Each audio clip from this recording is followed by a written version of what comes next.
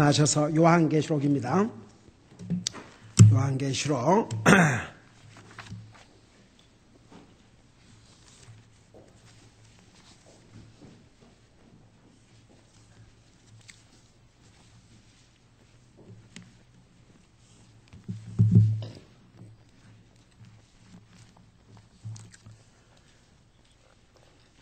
요한계시록 16장 15절에서부터 16절까지 15절, 16절 두 절을 우리 같이 보도록 하겠습니다. 시작. 보라, 내가 도둑같이 오나니 깨어있어 자기 옷을 지키고 벌거벗고 다니지 아니하여 그들에게 자기 수치를 보이지 않은 자는 복이 있도다. 그가 히브리 말로 아마겟돈이라 하는 곳으로 그들을 함께 모으더라. 앉으시 바랍니다. 자, 우리 하나 묻겠습니다. 우리 주님이 구원받은 우리들에게 주님이 도적같이 오셔요? 도적같이 안 오셔요? 도적같이 온다고, 우리 주님이 우리 믿는 사람에게 도적같이 온다고 믿는 사람 손 들어봐요.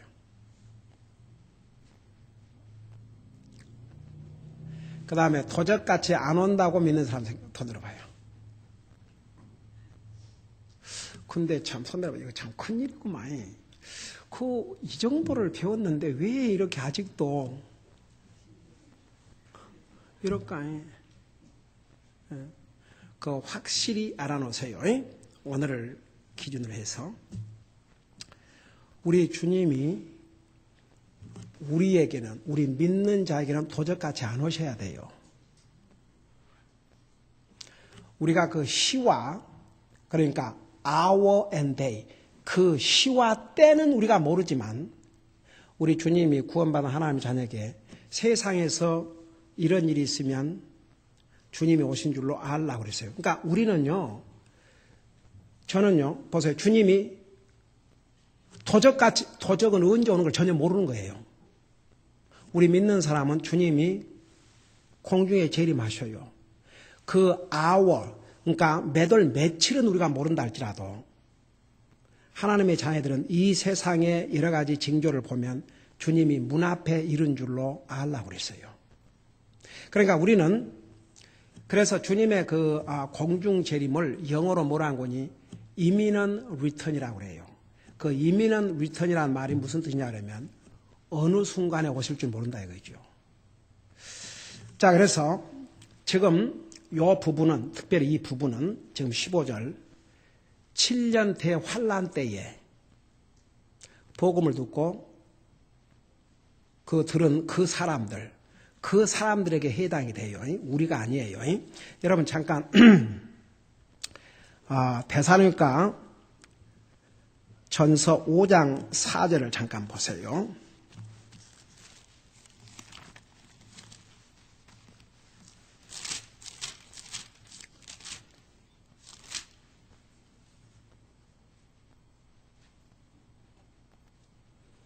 데살로니가전서 5장 그러니까 믿는 사람과 안 믿는 사람하고는 달라요. 나와 여러분은 하나님의 자녀들이에요. 찾았어요? 5장 4절 우리 같이 읽어봐요. 시작. 그러나 형제들아 너희는 어둠 속에 있지 않은즉 그날이 도둑같이 너희를 어떤다고요? 덮치지 못하리라. 너희는 다 빛의 자녀요 낮의 자녀라. 그래서 안 믿는 사람에게는 주님이 도적같이 임하셔요. 그러나 나와 여러분에게는 도적같이 임하죠. 아니 오늘 저녁에 주님이 오신다는데 나 오실 줄 몰랐습니다. 아이고 웬일이에요. 그럴 수가 없어요. 할렐루야 아멘 하고 맞이해야지. 다 같이? 네. 디도서 2장 13절을 보세요. 디도서 2장 13절.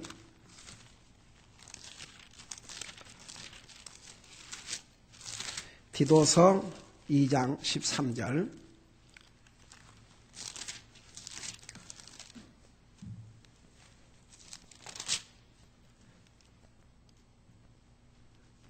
자, 우리 같이 한번 읽어봐요. 시작.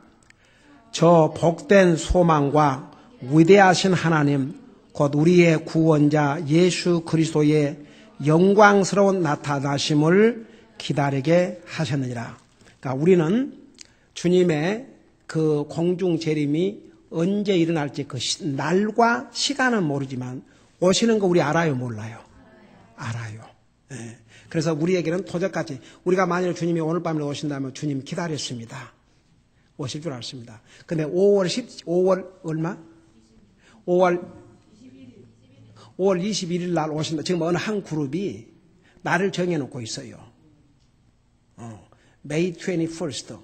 진짜 큰일이요. 이제 그날 주님이 안 오실 건 당연하고, 그러면 이제 뭐라고 그 다음에 할 것이냐. 주님이 계획을 변경시키셨다. 여러분, 성경에 분명히 그 날과 시는 우리가 모른다고 그랬어요. 그러나 믿는 우리에게는 어느 순간에 주님께서 임하신다는 것을. 그래서 예수님이 그랬잖아요. 제자들에게.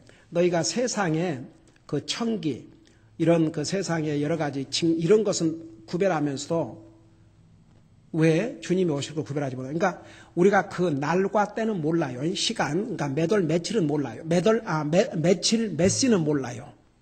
그렇게 디테일하게는 몰라요. 그러나 우리가 한 가지 알아야 될 것은 주님이 언제 오실지 모른다는 거. 그게 오늘 밤일 수도 있고 내일 아침일 수도 있고 예배 끝나기 전일 수도 있고 주님의 공중 재림은 anytime 일어날 수 있어요. 근데 이제 그 도적같이는 안 믿는 사람에게는 진짜 도적같이 임해요. 특별히 주님의 그 지상 재림에 대해서 마태복음 24장 43절을 보시기 바랍니다. 마태복음 24장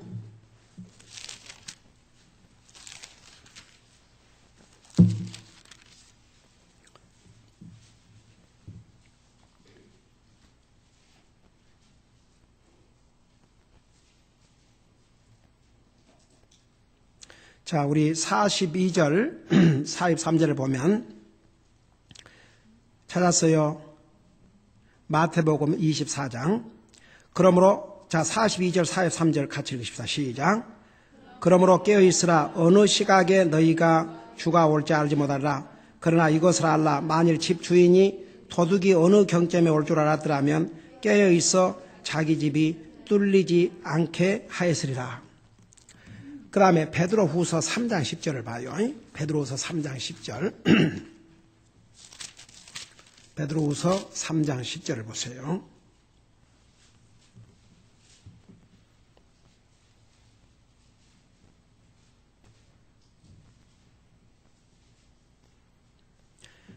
(432페이지입니다) 우리 8절 9절을 같이 읽으십시다. 저 9절 10절을 같이 읽으십시다. 시작. 주께서는 자신의 약속에 대해 어떤 사람들이 더디다고 생각하는 같이 더디지 아니하시며 오직 우리를 향하여 오래 참으사 아무도 멸망하지 않고 모두 회개에 이르기를 원하시느니라. 그러나 주의 날이 밤에 도둑같이 오리니 그날에는 하늘들이 큰 소리와 함께 사라지고 원소들이 뜨거운 열에 녹으며 땅과 그 안에 있는 일들도 불태워지리라. 이것은 주님의 지상 재림이 옵시다. 주님이 공중에 재림하실 때 이런 하늘이 큰 소리와 함께 사라지고 원소들이 불에 지상 재림하실 때 이런 일이 벌어져요. 그러니까 특별히 안 믿는 사람에게는 도적같이 임하지만 우리 믿는 사람에게 도적같이 임하셔야 한다고 그랬어요. 그러니까 우리가 며칠, 몇 월, 며칠, 몇 시 그건 모르지만 우리는 항상 주님이 공중 재림은 어느 순간에 일어날지는 모른다. 근데 이제 그 힌트로다가 세상에 이런 일이 일어나면, 근데 그 세상에 이런 일이 일어나면이 지금 다가오고 있어요.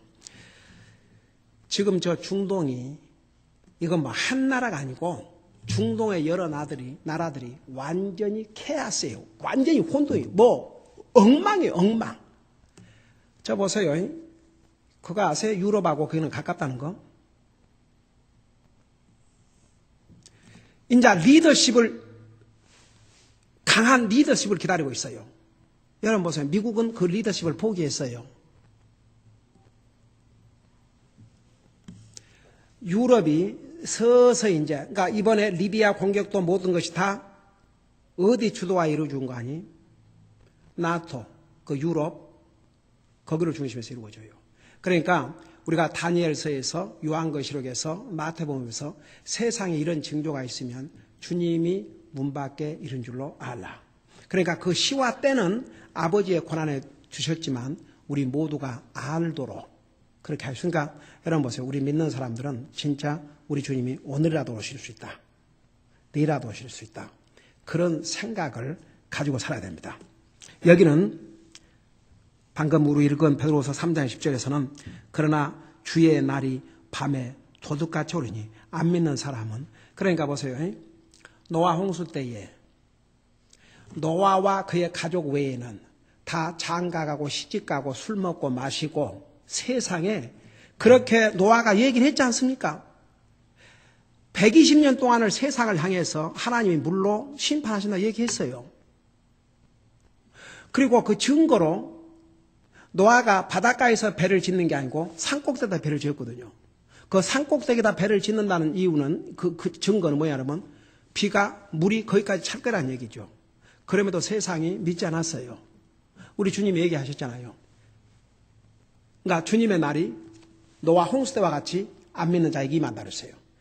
그들이 먹고 마시고 장가고 시가고 하다가 갑자기 하늘에서 비를 하나님께 쏟아붓고 땅에서 물이 쏟아나게 40일을 그렇게 하고 나니까 세상이 완전히 물로 잠겼다고 그랬어요.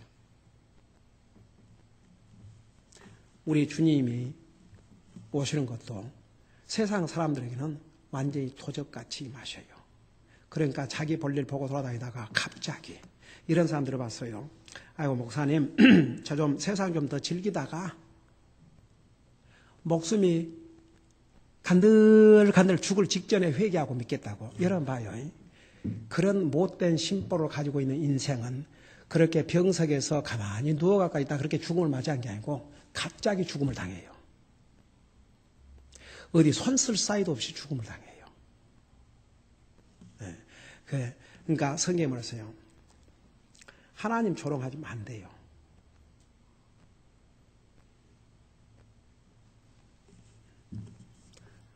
하나님을 지금 조롱하는 사람들이 많죠.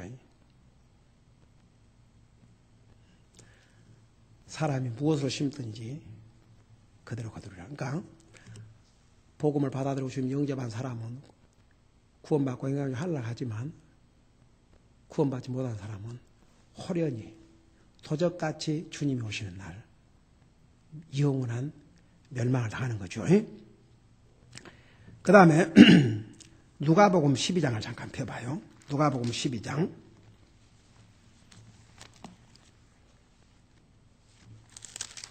누가복음 12장 35절에서부터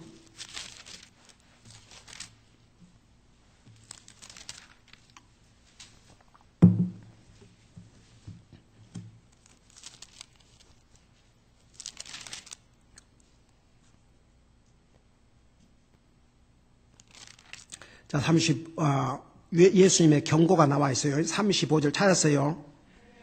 너희 허리에 띠를 띠고 너희 등불을 타오르게 하며 너희 자신은 마치 자기 주인이 결혼식에서 돌아올 때에 그를 기다리는 사람과 같이 되라. 그가 와서 문을 두드리면 그들이 즉시 그에게 열어주리라.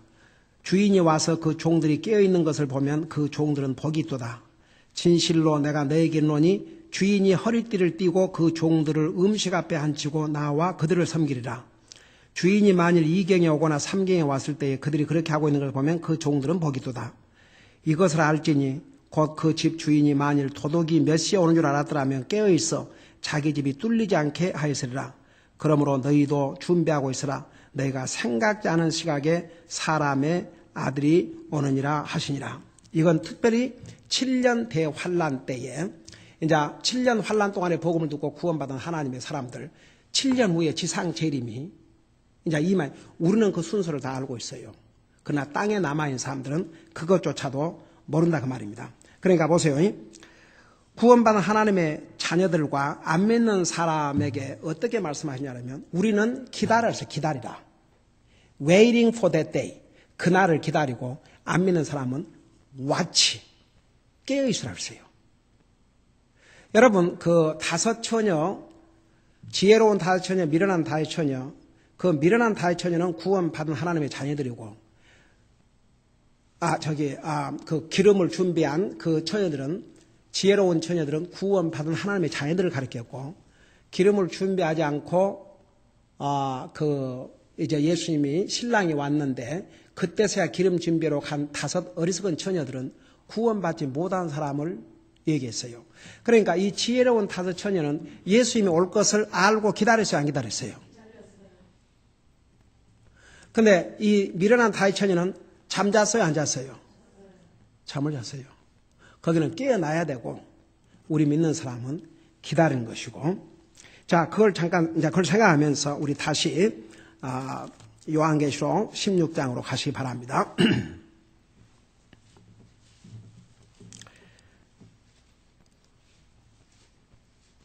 자, 우리 요한계시록 16장에서 하나님의 진노를 담은 마지막 일곱 재앙을 땅에다 쏟아놓는데, 일곱째 천사의 그 재앙을 쏟기 전에 느닷없이 이 말씀이 왜 있느냐? 그러니까 7년 대환란 동안에, 그러니까 보세요. 지금 우리와 같은 시대에 복음을 들었는데도 거절한 사람들은 해당이 안 돼요. 전혀 복음을 듣지 못한 사람들이 7년 환란에서 14만 4천 명의 이 전도자의 메시지를 듣고 또 두 사람의 증인을 통해서 복음을 들은 그들, 우리 배웠죠. 14장에서 그 14만 4천 명이 이제 주님과 함께, 그 14만 4천 명뿐만 아니라 그들은 이제 주님의 종으로 쓰임 받은 사람들이고, 그들이 전하는 복음을 통해서 구원받은 영혼들이 있어요. 7년 대환란 동안에. 그들이 마지막까지 견뎌야 된다고 그랬어요. 마지막 끝까지 견딘 자는 구원을 받으라 그랬죠. 그래서 내가 도둑같이 오나니, 그러니까 보세요. 우리는 이렇게 말씀으로 다 이렇게 준비가 돼가지고 우리 주님이 공중 재림이 일어나고 지상 재림이 일어나고 그러지만 그 7년 환란도에 들어간 사람은 그거 몰라요. 그런 자세한 일정을 몰라요. 그러니까 갑자기 주님이 오실 수 있기 때문에 내가 도둑같이 오나니 깨어있어 자기 옷을 지키고 벌거벗고 다니지 아니하여 그들에게 자기 수치를 보이지 않는 자는 복이다. 그러니까 이 사람들은 특별히 그들이 복음을 두고 끝까지 자기의 믿음을 지키고 목숨을 내놓을지언정 이런 사람들을 가르쳤어요. 근데 우리에게 주신 영적인 교훈이 있어요. 여기에서. 그러니까 이 15절은 우선 7년 대환란 동안의 복음을 들을 그들에게 주신 메시지면서 동시에 우리에게 주신 교훈이 뭐냐? 우리는 주님을 도둑같이 맞이하지 않아요. 주님이 언제 오시든지 우리가 맞이해요. 그럼 한번 생각해 보세요. 주님을 영접하고 구원받은 다음에 정말 목숨을 걸고 주님을 섬기다가 주님 맞이한 사람과, 만일에 구원받은 하나님 자녀지만 주님이 오늘 오시면 안 되는데 몇 년 있다가 오셔야 되겠는데 내가 이거 좀 새롭게 하고 주님을 좀 더 잘 섬기다가 그럴 때 이러면 이제 이건 부끄러운 거죠. 왜냐하면 우리가 믿는 사람들도 그날이 공력을 밝힌다고 그랬어요. 그러니까 보세요. 중요한 건 우리가 구원받은 하나님의 자녀로서 맥시멈 주님을 서브하다가 맞이하는 것이 가장 부끄럽지 않고 복된 일이에요. 제가 금년에 들어와서 주님을 섬기는 것에 대해서 내가 수없이 얘기하고, 만일에 우리가 구원받은 하나님의 자녀로서 주님을 섬기는 삶을 살지 않으면 우리 라이프를 웨이스트하고 간다고, 우리 인생을 허비하고 간다는 걸 수없이 얘기했잖아요. 남는 것이 그것밖에 없어요. 그리고 고린도전서 3장에 보면 그날이 공력을 밝힌다고 그랬어요. 지금은 열심히 섬기는 사람이나 열심히 안 섬기는 사람이나 뭐 더 차이가 없어요. 근데 주님이 오시면 열심히 주님을 섬기는 사람과 안 섬기는 사람, 하나님은 공의로우신 하나님이에요. 다를 수밖에 없어요. 그러니까 보세요. 제가 지난번에 이북 갔다 오면서, 중국을 다녀오면서, 이번에 필리핀 갔다 오면서 우리가 누리고 있는 이 자유와 이 풍성한 음식과 이 좋은 여건, 이건 정말 저는 순간도 잠시도 찰나도 하나님께서 우리에게 어떤 여건에서 살게 하시는지, 이 땅에서 우리가 이만큼 편하고 좋은 여건, 좋은 상황, 풍성한 삶을 산 만큼 우리에게 책임이 그만큼 커요. 지금 이 날씨에 덥다고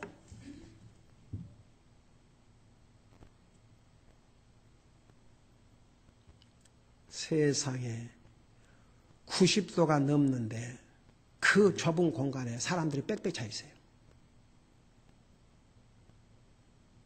거기서 이런 사람도 없어. 자기 자신을 온전히 주님을 섬긴다 주니까 자기를 잊어버린 거예요. 참 나는 참 이 민족이 가난하지만 하나님이 보실 때는 아름다운 백성들이구나. 그러니까 우리 15절에서 우리가 받을 영적인 교훈은 우리가 주님을 만날 때 부끄러운 모습으로 만나면 안 된다 이거죠. 그러니까 최선을 다하다가 주님 만나야 될 줄로 믿습니다. 네. 그게 이제 우리의 꼴이에요. 최선을 다해서 정말 하나님께서 나에게 이런 자유와 이런 시간과 이런 모든 걸 준 이것을 맥시멈 사용하고 주님 앞에 간다 그러면 이건 부끄러운 일이 아니죠. 주님 최선을 다하다가 왔습니다. 여러분 왜 우리 주님께서 10달란트 받은 사람, 5달란트 받은 사람을 똑같이 상을 주시고 똑같이 칭찬하신 줄 아십니까? 5달란트 받은 사람은 그 10달란트 받은 만큼 최선을 다했어요. 5달란트 받은 사람 5달란트 받은 만큼 최선을 다했어요. 거기에 대해서 주님이 하나도 칭찬이 다르지 않아서 똑같이 착하고 충성이 좋아. 근데 1달란트 받은 자는 그가 적은 달란트를 받아가 아니고 그걸 쓰지를 않았어요. 그걸 딱 감춰놨다가 그대로 갖다 줬어요. 뭐라 해서 주인이 차라리 은행에 넣어서 내 의자를 받게라도 하지. 그게 뭔 줄 아세요? 그 말은 모든 사람이 주님을 섬길 수 있게 해주셨다 그 말입니다. 그게 1달란트가 되는지 5달란트가 되는지 10달란트가 되는지. 근데 그걸 써야 된다고 말. 써야 돼. 그래서 주님을 섬기는 건 절대 여건이 아니에요. 네. 내가 보니까 여러분 제가 그 이북 갔다 와서 얼마 안 있어가지고 그 우리 자매가 그 발견해가지고 그 총살 당한 세 형제들 그리고 그 지하교회 그걸 보면서 우리 모두가 진짜 심각하게 생각해야 돼요. 이런 자유스러운 나라, 이런 풍성한 나라, 우리만 원하면 주님을 섬겨도 아무도 방해하지 않는 나라, 이런 나라에 산다는 게 얼마나 우리에게 복인지. 그러니까 보세요. 여기에 그러니까 준비되지 않는 사람에게는 다 주님이 도덕같이 주는 거예요. 이 시대를 살고 있는 우리라 할지라도 만일에 우리가 준비되어 있지 않냐면 도덕같이 주님을 맞이하게 되는 거죠. 그래서 깨어있어 자기 옷을 지키고 벌거벗고 자기 옷을 지킨다는 게 뭔지 아십니까? 우리가 구원받고 하나님의 자녀가 된 다음에는 우리에게 무슨 옷을 입혀줬다고 그랬어요? 의의 옷을 입혀줬다고 그랬어요. 그러니까 의인이 됐다 그 말입니다. 그 의인으로서의 삶을 살아야 돼요. 여러분 만일 여기서 옷을 벗고 나가면 얼마나 부끄럽습니까? 의인이 예수님 영접하고 구원받는 하나님의 자녀가 아닌 사람처럼 산다 그러면 그 자체가 얼마나 보기 흉하고 부끄러운 일이냐 그 말입니다. 여러분 우리가 주님을 영접하고 구원받은 다음에 우리는 의인이 됐어요. 의인. 하나님이 나와 여러분을 의인이라고 그래서 의인. 그래서 여기에 옷을 지키고 벌거벗고 다니지 않는다. 어떤 사람은 말은 구원받은 하나님의 자녀라 그러면서 그의 삶에 돌아가면 의로운 삶이 하나도 없어요. 이것은 옷을 벌거벗고 다니는 수치스러운 안 믿는 사람과 큰 차이가 없는 믿는 사람은 달라야 돼요. 안 믿는 사람이 아침에 일어나서 하나님 앞에 기도할 것 같습니까? 기도 안 해요. 안 믿는 사람이 아침에 일어나서 성경 읽을 것 같습니까? 성경 안 읽어요. 그럼 믿는 사람이 아침에 일어나서 하나님 앞에 기도도 안 하고 하루를 시작한다. 그거 부끄러운 모습이에요. 아침에 일어나가지고 하루를 시작하면 성경 한 장을 안 읽고 하루를 시작한다. 이건 부끄러운 모습이에요. 자기가 의인이라는 이 사실을 망각한. 그러니까 이 15절이 우리에게 또 교훈적인 말씀이에요. 그러니까 우리가 예수님을 영접하고 구원받은 그 순간에 우리는 의인이 됐어요. 하나님께서 우리에게 의로운 옷을 입혀주셨어요. 그 옷을 벗으면 안 돼요. 의인으로서의 그 신분을, 그 위치를 지키고 살아야 된다. 그 말입니다. 여기에 그 옷을 입혀줬는데 그걸 벌거벗고 돌아다닌다 그러면 그 창피한 일 아닙니까? 여러분, 이 지구 땅에 이제 어떤 나라에 가면은 나체 도시가 있어요. 나체. 벌거벗고 다니는 거. 사람이 언제부터 옷을 입었냐 그러면 범죄한 다음부터 옷을 입게 됐어요. 아담 이브가 범죄하기 전에 옷이 없었어요. 그들이 범죄한 다음에 옷을 입혀주셨어요. 하나님께 친히. 어린아이가 이제 태어나면 부끄러움을 몰라요. 어디 애기 깐난 아이가 이제 태어나가지고 빨개벗고 있는데 누가 보니까 아이 창피해 덮어 그래요? 안 그래요. 근데 애들이 벌써 3살, 4살만 돼도 자기를 가리려고 그러죠. 5살만 돼봐요. 그 벌거벗으려는 거 가리죠. 그러니까 인간이 범죄한 다음에 그 몸을 가려야 됐어요. 추한 모습이 되었다고요. 근데 우리가 주님을 영접하고 구원받은 다음에 주님이 우리에게 의의 옷을 입혀주세요. 의인이 됐다고요. 그 의의 옷을 우리가 잘 킵하고 다시 말하면 의인으로서의 그 위치를 지키고 살아야 된다. 그 말입니다. 그래서 이런 자가 복이 있도다. 이것은 7년 대환란에 있는 사람들이나 오늘 우리에게나 다 교훈이 되는 말씀이옵시다. 자, 16절에 보니까 그가 히브리 말로 아마겟돈이라 하는 곳으로 그들을 함께 모으더라. 이 아마겟돈이라는 게 쉽게 말하면 그 메기도 산을 가리켰어요. 그건 역사적으로 이스라엘 백성들이 많은 전쟁을 치르던 장소입니다. 여기 아마겟돈이라는 곳이. 그게 아마겟돈이라는 그게 뭐냐 그러면 메기도라고 하는 이스라엘 나라에 산이 있는데 메기도라는 그 도시 산이 있는데 그 산을 얘기했어요. 메기도 산. 그곳이 이제 쉽게 말하면 세계 3차 대전 혹은 이제 우리 주님이 다시 오시면서 지상 재림하심으로 하나님을 대적하는 적그리스도와 그의 추종자들과 주님이 직접 전쟁을 벌일 전쟁터가 바로 이 아마겟돈이에요. 그래서 그 원어의 의미는 바로 메기도라고 하는 그 산을 가리켰습니다. 우리 구약 성경에 보면은 이 장소가 많은 전쟁을 치르는 장소였어요. 우리 잠깐 사사기 5장 19절을 펴보시기 바랍니다. 사사기 5장 19절.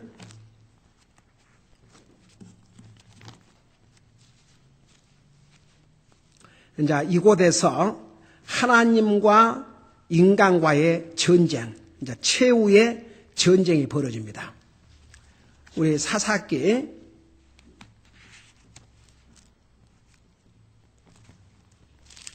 5장 19절입니다.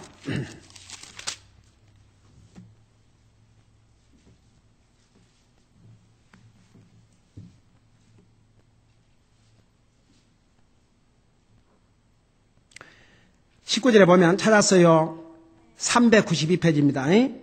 거기 보면 왕들이 와서 싸울 때에 가나안 왕들이 무깃도 물가의 다안에게서 싸웠으나 돈의 이득을 취하지 아니하다. 여기에 무깃도라는 게 메기도. 한국말로는 무깃도지만 영어로는 메기도예요. 바로 이 장소를 아마겟돈, 그러니까 아마겟돈 전쟁 그러면 하나님을 대적하는 인간들과의 싸움입니다. 그 싸움 전투장이 바로 여기 아마겟돈이에요. 그래서 이제 한국말로 말하면 무깃도 산이고 영어로 말하면 메기도 마운트고 그래요. 그 다음에 역대하 35장 22절 잠깐 보시기 바랍니다. 역대하 35장 22절. 자, 거기까지 하고 마치십시다. 이제 더 이상 목이 아파갖고 더 이상 이제 할 수 자, 거기까지 하십시다. 역대하 35장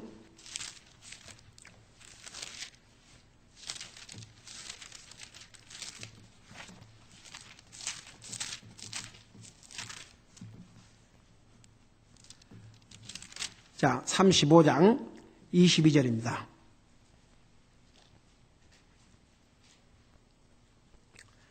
여기 보니까 우리 21절에서부터 보십시다. 누고는 그 이집트 왕이에요. 누고가 요시야에게 사신들을 보내 이르되 유다의 왕이여 내가 그대와 무슨 상관이 있느냐 내가 이날 그대를 치러 오지 아니하고 나와 싸우는 집을 치러 왔노라. 하나님께서 내게 명령하사 빨리 행하게 하셨느니라. 하나님께서 나와 함께 계시니 하나님께서 그대를 멸하지 아니하도록 그분을 방해하지 말라 하였으나 그럼에도 불구하고 요시야가 그에게서 자기 얼굴을 돌이키려 하지 아니하고 오히려 변장을 하고 그와 싸우기 위해 하나님의 입에서 나온 누고의 말에 귀를 기울이지 아니하며 어디로 갔다 그랬어요? 무깃도 골짜기에서 싸우러 가니라. 여기도 그 무깃도 메기돌시다.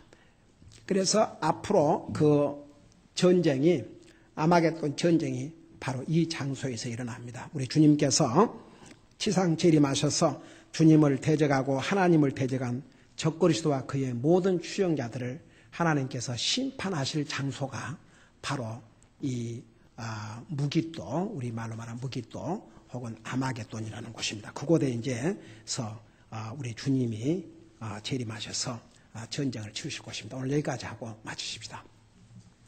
우리 아버지 하나님, 우리를 구원하여 하나님의 자녀 삼으시고 영원한 영광의 하늘나라를, 그 좋은 하늘나라를 우리의 영원한 집으로 허락하여 주시옵시고 이 땅에 사는 날 동안도 이런 좋은 나라, 좋은 환경, 이런 풍성함 속에서 살게 하신 것 주님의 특별하신 은혜인 걸 우리 잊지 말게 하여 주시옵시고 정말 세계에서 이 땅의 삶도 비참한 삶을 사는 그들보다 우리가 잘나서 이런 좋은 데 사는 것이 아니고 정말 하나님의 놀라우신 은혜요 자비요 또 그만큼 우리에게 책임이 크다는 것을 잊지 말게 하여 주시옵시고 주님께서 우리에게 생명을 주신 날 동안 우리를 구원하기 위해서 모든 것을 주신 그 주님을 충성스럽게 서브하다 주님 앞에 가게 도와주시옵시고 우리는 구원받고 우리 주님 오시면 영광 가운데 하늘나라 가지만 구원받지 못한 영혼들은 이 7년 대환란에 들어간다는 거 잊지 말게 하시고 항상 믿지 않는 가족과 우리가 컨택한 영혼들을 주님 앞으로 인도하는 데 힘쓰는 우리 사랑하는 성도들 되게 하여 주시옵소서. 감사합니다. 사랑합니다. 예수님 이름으로 감사 기도드리옵나이다. 아멘.